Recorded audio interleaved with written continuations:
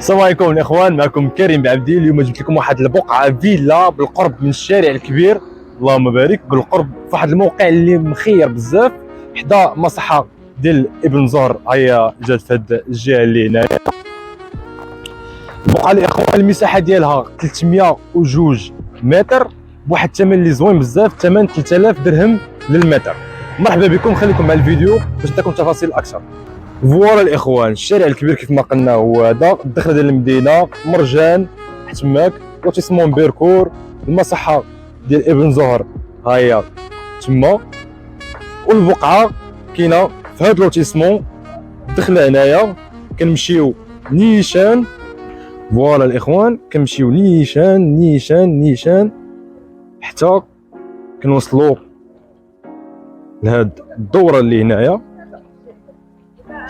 انا غادي نوريها لكم. فوالا هادي لوتيسمون. دابا حنا كنصوروا في الوجه ديال الشمس.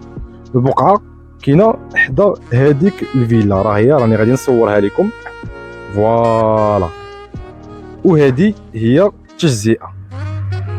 فوالا الاخوان، البقعه هي هذه، جات من تما كتمشي. كاينه بقعه كاينه فيلا اخرى هنا، وهي كتجي من هنا وكدور حتى لهي وكتجي.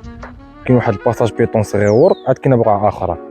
البقعه فيها 302 متر كيف ما قلنا، كتبنى جيملي 3 فاصاد، يعني غتكون عندك الجرده اللور والجرده من هاد الجهه والجرده من هاد الجهه.